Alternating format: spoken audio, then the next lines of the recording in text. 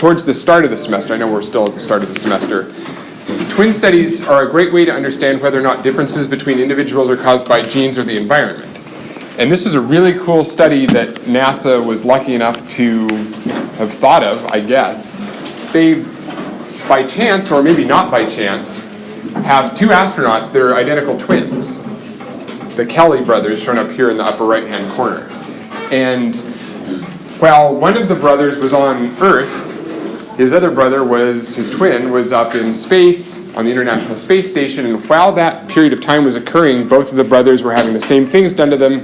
They were taking blood draws and looking at their DNA to see if there were changes happening due to being in space than being on Earth. You can do that? You can do that. Ionization of that? Yeah. How do you draw your blood in space? Yeah. Those are excellent questions that I don't know the answer to. You just don't want it floating around in the space station. Well, I think, yeah, it's completely like hard to like have rooms where they stabilize pressure and stuff to mimic it at some level. It's a lot of energy they need. Yeah. So, anyway, the point that I'm trying to make here, brief, is down here at the bottom. When the astronaut returned to Earth, they looked at his telomeres, which we haven't talked about in detail yet, but I've mentioned it, and a couple of you have asked about this a few times. Our telomeres shorten as we age. When Scott returned to Earth, researchers found that his telomeres were unexpectedly longer than his brothers. So, what? Did he not age? He's a younger brother. He's a younger brother now. Is he going to live longer because he was in space? We'll find out when he is an old man, I guess. So this is really bizarre and interesting. So did his telomeres really get longer? So now what this study goes on to say is, these are preliminary data, by the way, so don't go home and tell people that, yeah, if you go to space, you live longer because your telomeres magically start growing again. But the next thing that they're doing is looking at other astronauts that have been in space to see if there's a common pattern. So is it space travel itself gets you longer telomeres, or what? One question, yeah. So what if he after coming back down and then they test him again and then they got shorter like twice as fast? So we'll have to see what happens in the future. Maybe he de-ages. Did they talk about potentially sending the other brother into space between Scott So the same amount of time to see if they can come back to the same length? Excellent control reaction. Now let's switch who was in space and see if they both wind up being the same or if there's a difference between which twin was in space and how that affects their telomeres. Oh my goodness. Yeah, the complications of doing science. So maybe we'll all want to go in space someday so that our telomeres will grow.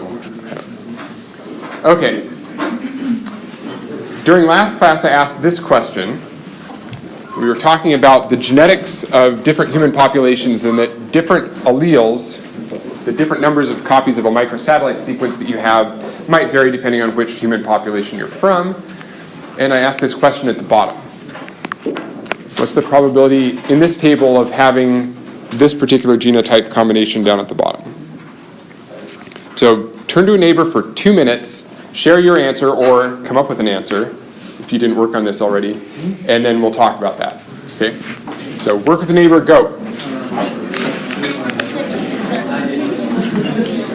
And yes, you do not have all the information you need to solve this problem. That's the point. Figure out how to do this problem. What are you currently discussing, if you're discussing something right now, what are you currently talking about? What are the questions you have or problems that you're running into? How to do it. How to do it, okay. Well summarized, thank you very much. I guess the way to combine the different probabilities. Okay, so how do you combine the different probabilities is a great place to start. The point here is, what's the first locus we're talking about? CSF 1P013, this first column. Okay. Allele 13, you're like 9.6% of individuals should have this version of this locus. Can you say that again? They should have 9.6%? Right. 9%. What this means is 9.6% of individuals that are U.S. Caucasians should have the length 13 version of this gene. Okay. So then what about TPOX9? 11.9. So that's 11.9% of US Caucasians should have that version of that gene, and then whatever. The other one, 10.1%? 10.1%. Okay, so the question is, how do you combine these different probabilities? If an individual's got a 1 in 10 chance of having the first allele, which is basically what 9.6 is. So that's a 1 in 10 chance of having the allele we're looking for at the first locus, and a 1 in 10 chance at the second, and a 1 in 10, 11.9% is about 10%. 10.1% is about 10%. See, I chose these to make the math easy, kind of. What do you do to independent probabilities? You multiply them together. And this is the whole coin flipping thing, which we don't need to go through in detail, but there's an important thing that I didn't tell you about that you need to know to multiply these together, and that is that these three loci are in different chromosomes. And then we're going to talk in a couple weeks about Mendel's laws and why that's important. But in the meantime, all you need to know is that those three loci are on 3 different chromosomes. So it's like having 3 different coins. One coin that represents the first gene, and one coin the second, and one coin the third, and you flip the probability of getting the right allele at the first locus here is independent of what's happening here and what's happening here.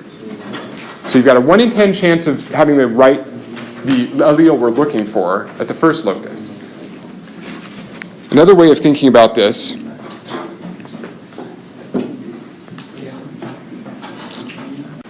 in reality, we would multiply 9.6 times 11.9% times 10.1%, and you'd arrive at the more accurate probability. That's correct.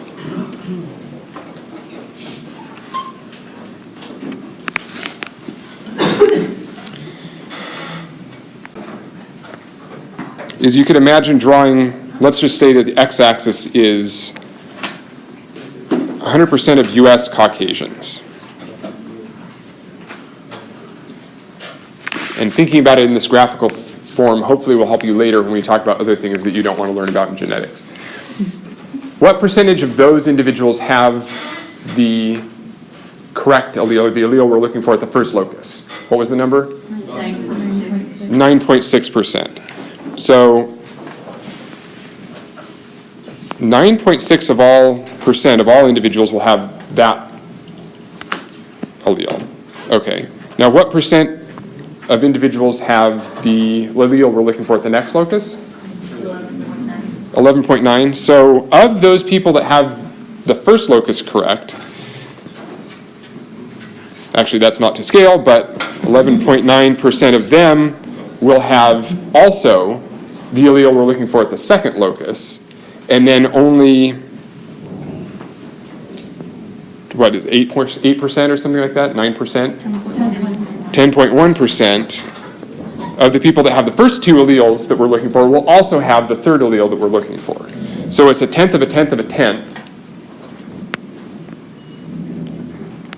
that have that genotype. So that's a 10% times 10% times 10%, or a 1 in 1,000 probability of any one individual having that 3 locus combination of alleles.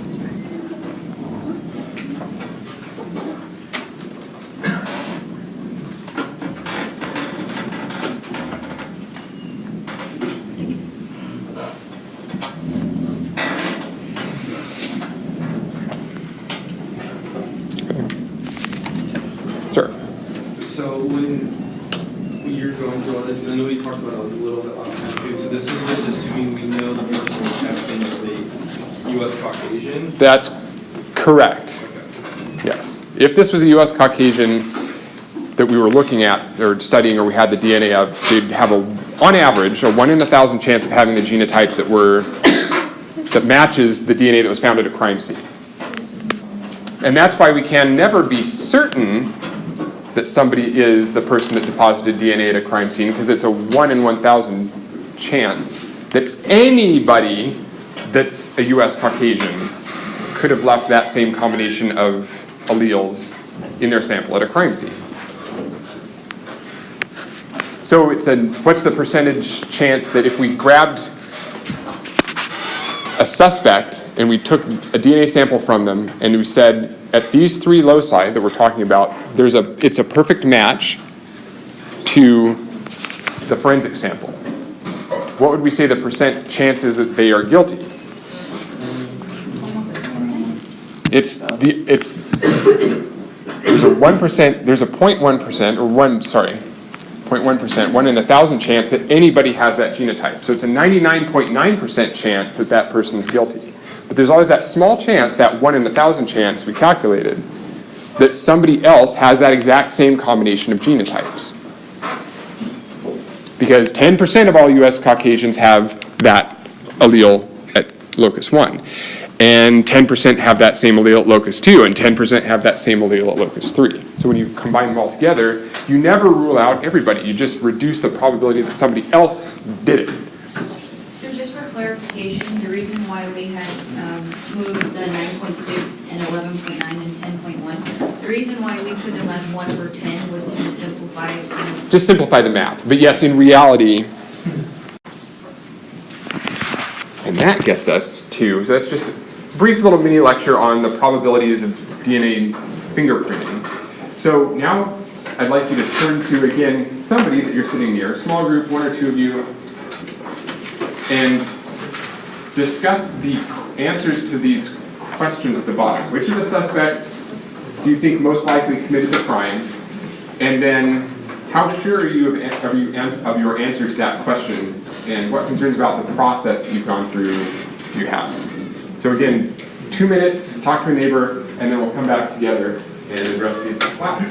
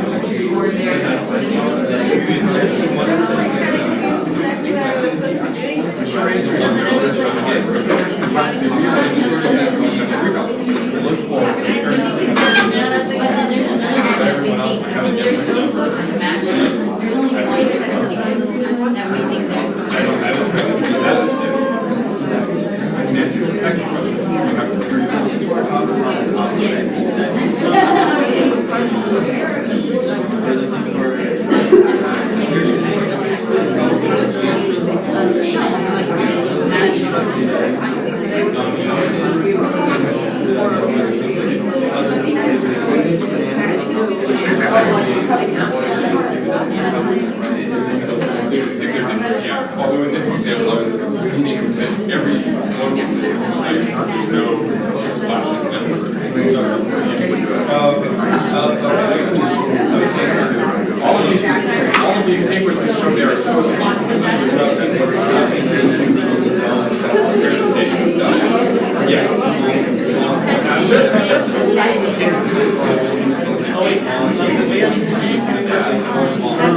So the nomenclature, I was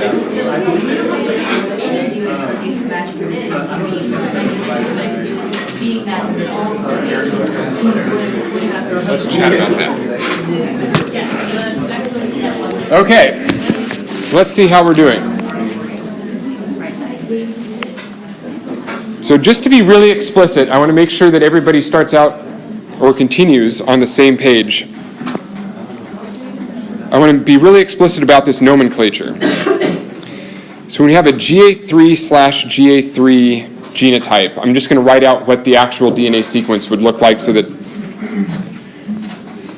we've got good understanding. So that means that on one chromosome, say, as always, let's say this is chromosome 1, and this is the version from the father, the paternal version. There's going to be some DNA sequence that's unique on either side of a repeat of GA 3 times. GA, GA, GA. And the maternal copy is on the other side of the slash. So the genotype on one chromosome, one double-stranded molecule of DNA, is on the left side of the slash, and the maternal version is also GA3. So it could be genetically indistinguishable from the father's. So there's the microsatellite there, I'm circling it. And then there will be some other DNA sequence that continues the chromosome in both directions on either side of this microsatellite. And if I really wanted to be explicit about this, which I do, I would write in the other strand of the DNA. So these are 2 double-stranded molecules of DNA.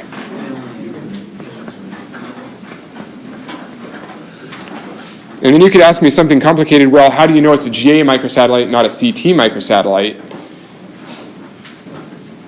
To which I'd have to agree it doesn't matter. It could be either. It depends on which strand of the DNA you're looking at.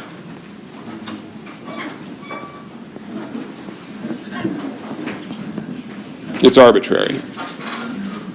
Is it always from 5' to 3? So like here it'll say GA. So we always write DNA from 5' to 3'. Right.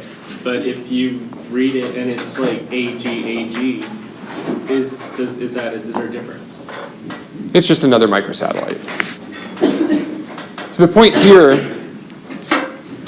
is that how many 5' ends are there on this double-stranded molecule of DNA at the top? The 2 strands, so there are going to be 2 5' ends. And yes, it's absolutely true, as we've discussed before, that you always write DNA left to right as these genotypes down here. You always write the sequence 5' to 3'. So that means that whatever chromosome we're looking at, it starts with a G at the 5' end and then it's an A. GA, GA, GA. So which of those 2 5' strands at the top are we reading? Or which of those 2 strands, rather? If we're reading from 5' to 3', where are their GAs?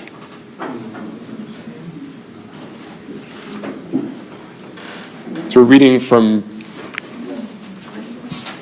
left to right, GA, GA, GA, because you always read from 5' to 3'. But if you were reading the other strand of the DNA sequence, what would you call that microsatellite? You'd call it the top strand. Reading from left to right, you'd call it a CT microsatellite.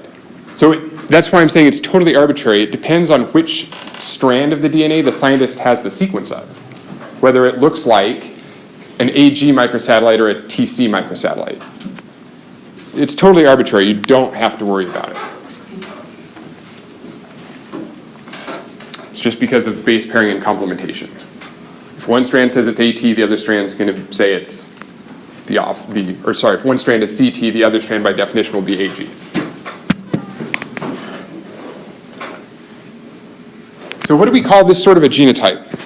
More quick review. If you're GA3 over GA3, you're what sort of zygote? Homologous. You got the homozygous genotype. Same genotype on both chromosomes, right? Like we drew up here. 3 copies of CT on that copy of the chromosome and 3 copies of CT on the other. Homozygous. Same genotype on both chromosomes. Are there any heterozygous genotypes up there? These 3? They're all the same. So we could, I'm not going to, draw out the chromosomes, and you should, if you want, for practice, draw out what a TC4 chromosome as a homozygote would look like in an AT5.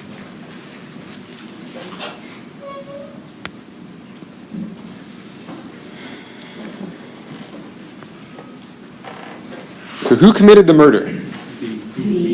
B. All right, so what's the genotype of individual B?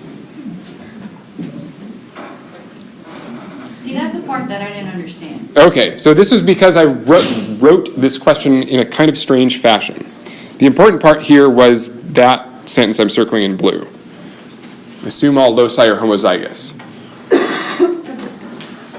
What does that mean? the maternal strand is gonna be the same as the paternal? That means that for individual B, for example, this is, again, let's say that's chromosome 1 from the dad, and we're going to write out chromosome 1 from the mom is identical, homozygous.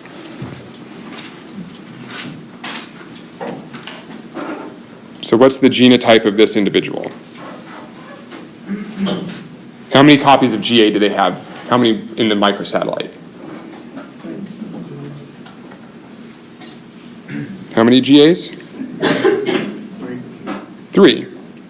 So the genotype of this individual is written as what? GA3 over GA3. GA3, that's that chromosome's haplotype, / now we're looking at the other chromosome, that one down there in blue, GA3. The / always indicates on one side you're looking at the DNA sequence on one homolog, the paternal or the maternal copy of the chromosome. The other side of the / is the DNA sequence that's on the other side, the other copy of that chromosome. So that's what I meant in that thing circled up in blue in the right hand, upper right hand. All loci are homozygous. So I only showed you one DNA sequence from one chromosome. Homozygous means the other chromosomes are going to look exactly the same. So there's no heterozygosity. So why do you think suspect B did the crime? So right, that genotype, GA3 over GA3, matches the DNA at the crime scene. Is this true for the other 2 loci? So they've got TC, what is that, 4 times? So TC4, homozygous, and then AT5.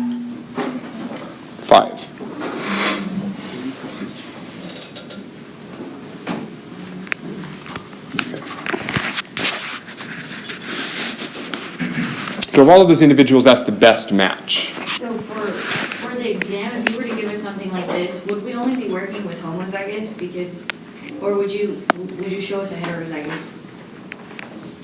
We could make a heterozygote, Will it be on the exam? but it's not necessary. Yeah, sure. Yeah, no? You have to know about homozygosity and heterozygosity for the exam. I wouldn't necessarily ask this sort of a question with heterozygosity in it, but I could. So, but if it was heterozygous, you'd have to give us the maternal and. If it was if I wanted to include heterozygosity in this sort of a question, I would have to explicitly tell you what the other sequence was. Oh, okay. And you would, So the only reason I omitted it here was because I didn't want to write twice as many lines of DNA sequence. I just figured I'd make it easy, but then I made it ambiguous and complicated at the same time. So, just a quick question. Yeah. For the third sequence, since it matches an AT5 over an AT5. Yep. For homozygous, if it was heterozygous, you would ask AT5 over TA5? If it was heterozygous, well, somebody tell me what a heterozygote genotype would look like for this. So they've got AT5 on one chromosome. Okay, so it could be an over AT4. So that would look like this. This individual has 2 copies of that chromosome. That's 1, say chromosome 4, paternal. If it was an AT4 heterozygote, these sequences would be the same, because that's not part of the microsatellite. And you would have AT 4 times, and then what?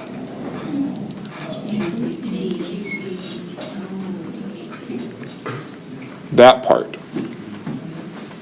So all we've done here is we've lost, on the other chromosome, there's 1 fewer AT. That's what a heterozygote genotype would look like. So 1 copy of the chromosome is 2 nucleotides longer than the other. Or, if you prefer to think of it the other way, 1 copy of the chromosome is 2 nucleotides shorter than the other. And we have no preference about which, one's not better than the other. Maybe I should ask you if you think that longer chromosomes or shorter chromosomes are better. So, Please, go ahead. in that case, the ratio for that one, as it would be 85 over 84. Let's say that there's another suspect that has 84. So it would be better to say with the marker, it's gonna be the one with, I don't know how to explain it. So it's and the ratio is gonna be 85/84. That has more probabilities than being the martyr than both of the strands having a different ratio? Not necessarily. Let's talk about it after class. We can go into it a little bit more in detail. Because I want to make sure I can fully understand your point. So if you have two suspects with the same microsatellite Like test, brothers or cousins? or just random people? Are there up here, are there related individuals? Were there individuals that had the same genotype? Like who? It looks to me like, what, DNF? No.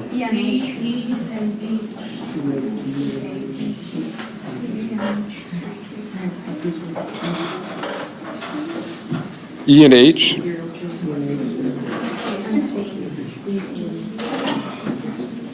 That's interesting. So it looks like C, E, and H have the same lengths, which means they've got the same genotypes. That's a great entry to the bottom question down there. How sure are you that individual B really did it? Or is at least the person that should be prosecuted for the crime?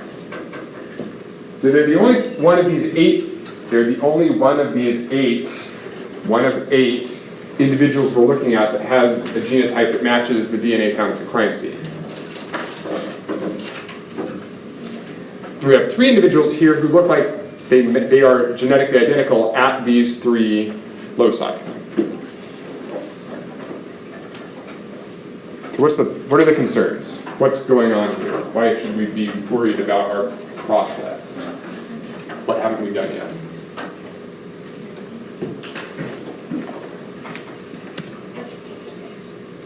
Well, if they're just persecuted an innocent person. Well, yeah, you have persecuted an innocent person, so that's the question is why.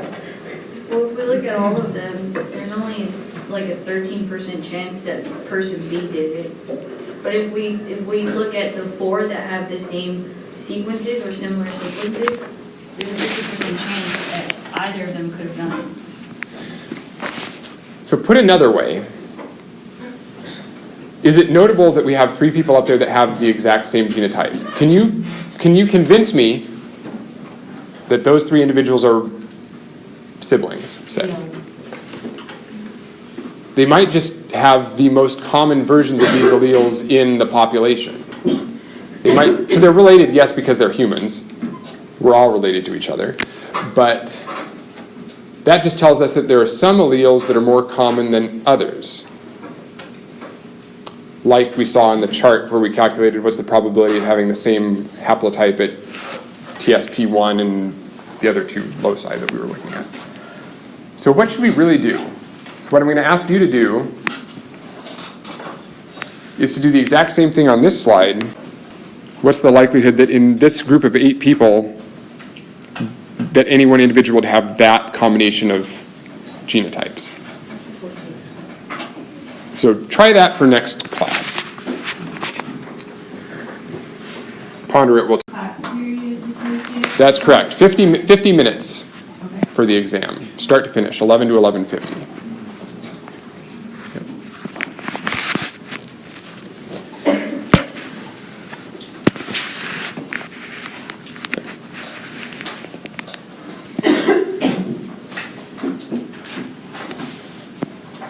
Okay. Oh my goodness, it's a big me. Ah. Okay. So where's the heterozygous genotype? Hopefully that was the easy question. CG, which from left to right? C, third one. Okay. So this person's a heterozygote there, and we've got a question. Sorry. Yeah? No? Okay. We'll get there. So if you wanted to, this is all based on the video, hopefully everybody watched for today, PCR. Making lots of copies of a piece of DNA so that we can do other studies of them.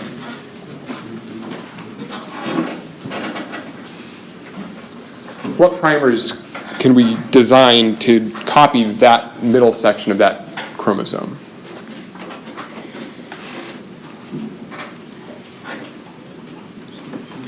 Let's see, these are both going to be written from 5' to 3'. So what was that? Could it be AGG? Let's see. Where would an AGG, that's from 5' to 3'? Yes. If you had a piece of DNA that was AGG, single strand, can that base pair with either of those two single-stranded template molecules? So a G could base pair there with a C.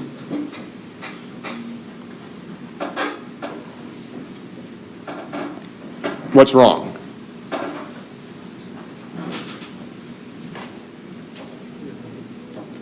The G's at the 3' end. So if we did that, then the two strands wouldn't be anti-parallel. So you'd want to have, what would you want?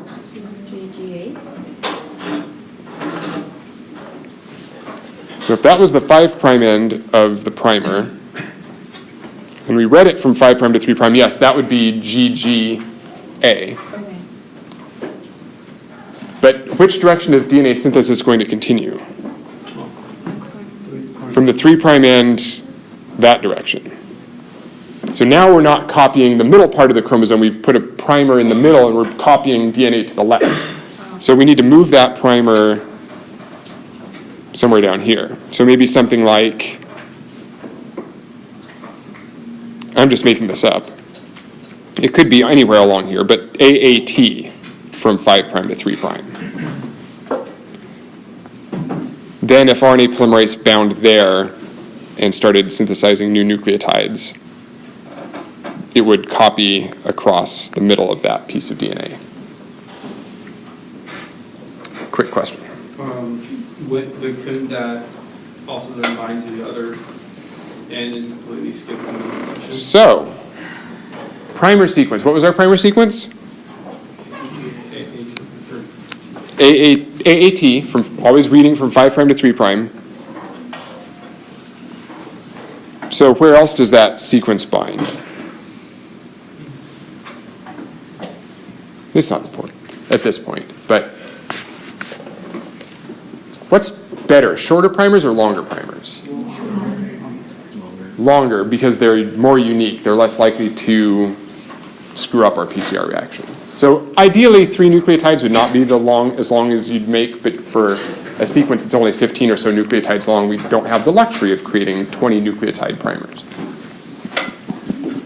So somebody pick a reverse primer.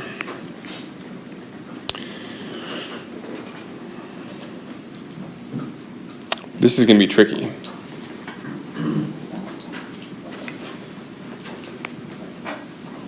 So it turns out a reverse primer, you were absolutely right, would be AAT. And you'll have to work this out on your own. The reason that that would work is because what I'm only showing you here, that was written on the light board in the movie, that's only one of the 2 strands. So this primer here, AAT, is the primer that will hybridize to the top strand. What you'll need to do on your own after class is to write out the bottom strand of that double helix and then pick a primer to anneal to that strand. And it turns out that AAT will hybridize to the other strand. Be a little bit more explicit about that. So you want your first primer to be just shy of your single nucleotide polymorphism? You want the 2 primers to be on, you want the primers to flank, to be on both either side. So here's the sequence of the second strand of that chromosome. Right? Complementary to that sequence. AAT, AAA, TTT, CCC, there's the second strand. So you need to design a primer to this strand that goes in that direction. You've got one down here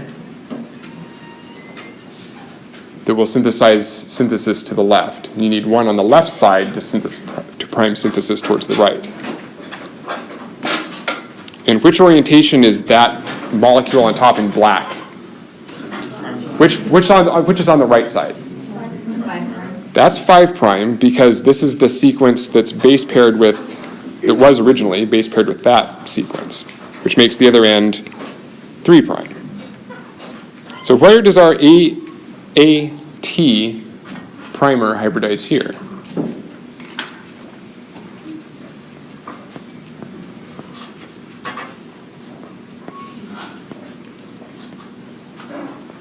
Once we denature these molecules and the hydrogen bond to each other, then the same primer sequence will base pair with the top strand, and then sequence extension by DNA polymerase occurs to the right. So then we're using this is weird.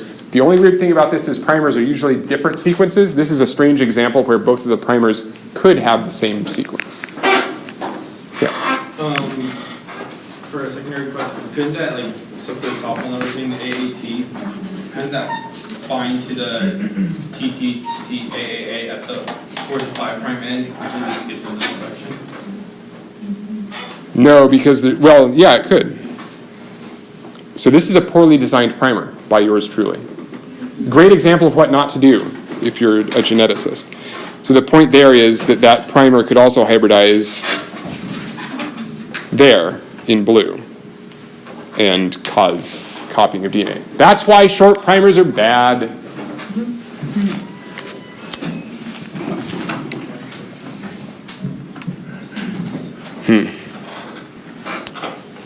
So why are short primers bad?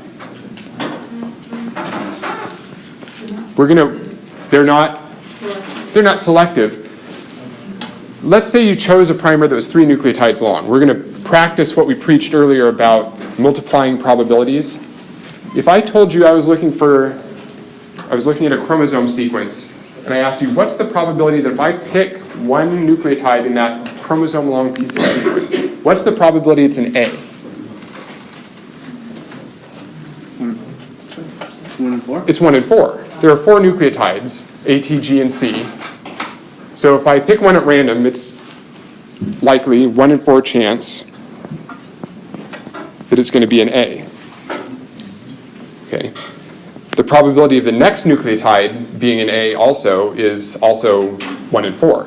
The probability of any nucleotide being one of the 4 is 25%. So what's the probability of finding the sequence AAT at any spot on any chromosome?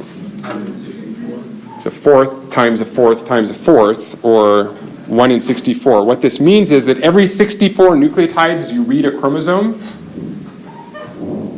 you should find an AAT by chance. Probability of finding an A at any spot on a chromosome is 1 in 4. 2 nucleotides is 1 in 16. 3 nucleotides is 1 in 64. So the longer you make the primer, the more specific the DNA sequence is. Once you get to a primer that's 20 nucleotides long,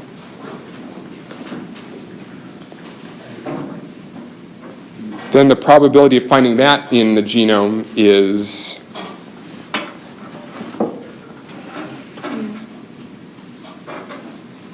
incredibly small, a billionth or a trillionth or something like that. And that's the main reason that we want long primers.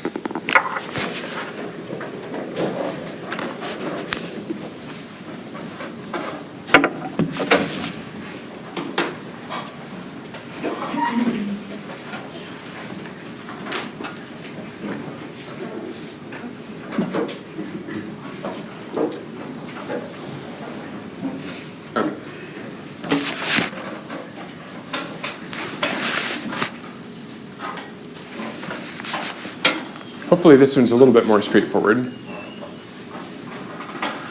So the first question was, what are the sizes of the gel bands? So let's take a look at the molecular weight ladder. This is a sample of DNA that we electrophoresis on agarose gel. Which bands are at the bottom? Smallest or biggest? Smallest. So I've told you the sizes of the fragments that are in that sample that gets separated by size. So is it 100 at the bottom or 100 at the top? 100 base pair fragment goes farthest through the gel. Then that'll be 250 base pairs, 500 base pairs. And that will tell us, when we have unknowns on the gel, which is all the rest of this, the samples from the individuals that we're interested in studying, now we know what sizes their PCR products are. 500 base pairs and 250 base pairs. Just by comparing the unknown sample sizes to the molecular weight ladder.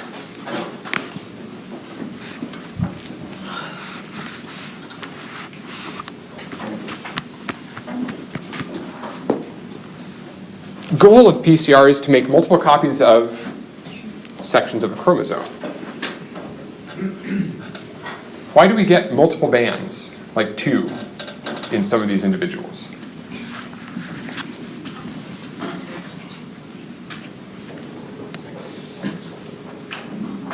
So individual A only has 1 band, individual B only has 1 band, individual C has 2. Both of the parents have 2 bands. What does that mean? Does it mean anything? That means they have a particular amount of nucleotide. Isn't it something to do with a restriction enzyme? Well, this one didn't involve a restriction enzyme, but it could. So what does it mean that there's a large band and a small band in individual C? Do you have both of them? But, okay, so that was very generic, so a little bit more detail. They have both of them what? You have both 1 gram for 500 and 1 gram for 200. There are 2 different versions of the chromosome that we're trying to amplify. One's bigger, one's smaller. What does that sound like? Sounds like an indel, an insertion-deletion mutation, like we were looking at in the fingerprinting exercise. One parent maybe has a big chromosome in that region of the chromosome we're PCRing, and the other parent has a small version. Is that true, according to this? How do we know? We traveled.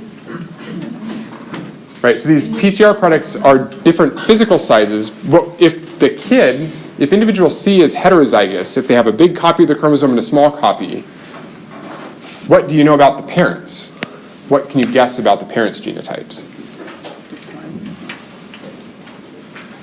One of them had, well, at least one of them had to have the small one, and one had to have the larger one. Right. If a kid has 2 versions of a chromosome, one of the parents has to have one of the versions of the chromosome. The other parent has to have given the kid the other version. Is that true? Does the kid match the parents, in other words? Yeah. They've got the same band sizes. So ultimately what this suggests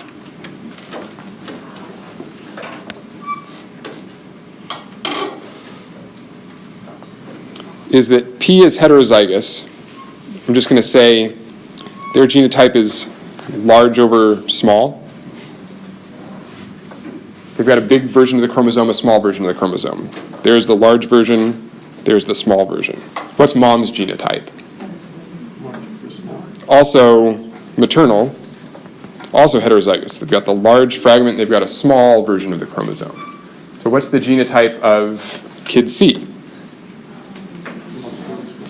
Kid C, down here, got a large from which parent? Did I screw up already? We don't know. All we know is they got a large from one parent and a small from the other parent. So what are the genotypes of A and B? What's the genotype of kid A? Radiohead fan over here. Large over large. Large over large. Right. That's why they don't have 2 bands. They have PCR products that were generated from both of their parents' chromosomes, but we can't tell the difference because they're the same size. So it looks like 1 band. And individual B has the genotype small over small.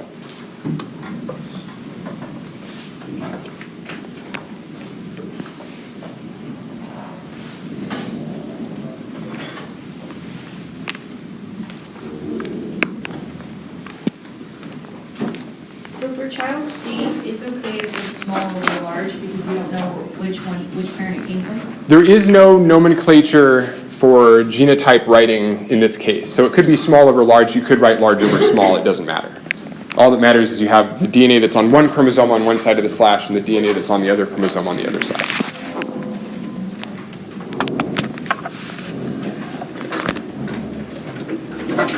Now, finally, I'm going to send out, not for now, not to do before the end of class because we've only got a minute and a half. I'm going to send out one Google Classroom exercise that has one question on it. This is your chance to practice taking the exam, another chance to practice taking the exam before you take it. So it's just asking you to annotate it with your PDF annotator, answer, send it back to me via Google Classroom. That's how the exam is going to be next week. It's a good chance, last chance to practice. Before you do too much noise, hang on. The best I was asked, which is an excellent question, I'm glad I was asked. This always comes up every semester. What happens if the internet crashes during the exam and I lose all my work or my tablet crashes or something like that? Your best strategy is to take screenshots of your annotations as you go. Learn how to take screenshots with your tablet before the exam. That's going to be your backup. You've got a screenshot with the exam PDF and your work written on it. Then if your tablet crashes, your camera roll still has the picture of your work. Okay, that's your best approach. For next class, watch the movie that's listed up there on top. That's a movie I took in a previous semester. So don't bother following the directions in the movie. That was for them. You do this. What I really want to know is, take this DNA sequence and find out what species is it from and what gene is it, and I will give you a hint. You are going to, it's not useful to copy that sequence and to Google it. That's what will happen. So you'll have to use the DNA sequence analysis tools that you'll learn about in these videos for next class to figure out the answer to that question.